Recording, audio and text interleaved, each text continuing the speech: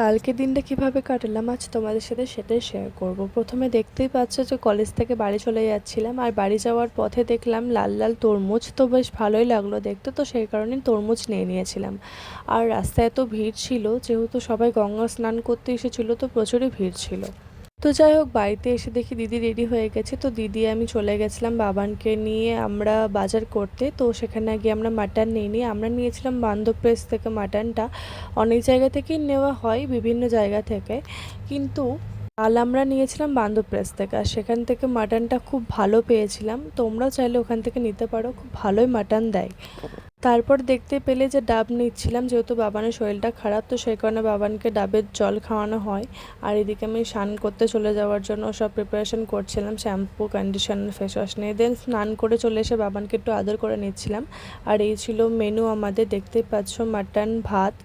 আর সত্যি বলতে মাটনের সাথে রসুনটা যে কত ভালো কম্বিনেশন, সেটা তো তোমরা কম বেশি সবাই জানো কেমন লাগে খেতে, এটার টেস্ট কেমন হয়। আমার প্রথম প্রথম ভালো লাগতো না রসুন দিয়ে, কিন্তু না, এটা যখন আমি টেস্ট বুঝতে পারি আমার ভীষণই ভালো লাগে তারপর থেকে।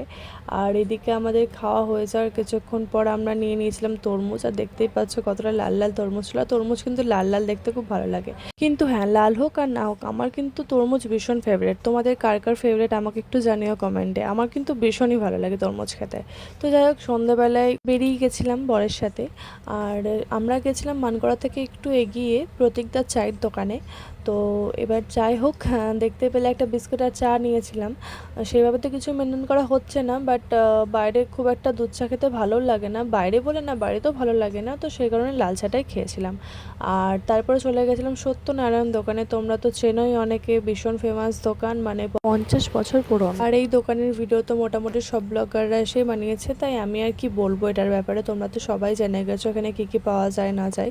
তো এখান থেকে আমি নিয়ে নিয়েছিলাম দই আর আইসক্রিম নিয়ে নিয়েছিলাম। হ্যাঁ, আর যেটা বলছিলাম, এখানে কিন্তু সব রকম দই পাওয়া যায়। দই আর আইসক্রিম নিয়ে বাড়ি চলে যাই, আর বাড়িতে গিয়ে দেখি বাবান নেই, আর বাবানকে এত খুঁজছে, তখন দেখছো খাটের তলে বসে আছে। তো যাই হোক, যেটা বলছিলাম, যে এখানে বালুরঘাটের দই, নগরদ্বীপের ক্ষীর দই, লাল দই, আর ওনাদের যে সত্যনারায়ণের দই সেটাও পাওয়া যায়, মানে এখানে 3 রকমের দই পাওয়া যায়। তো আমরা নিয়ে নিয়েছিলাম নগরদ্বীপের লাল দইটা, ক্ষীর দইটা পয়লা বৈশাখের সময় পাওয়া যাবে। আর এই দইটা খেতে ছিল জাস্ট দারুণ। এই ছিল ভিডিওটা।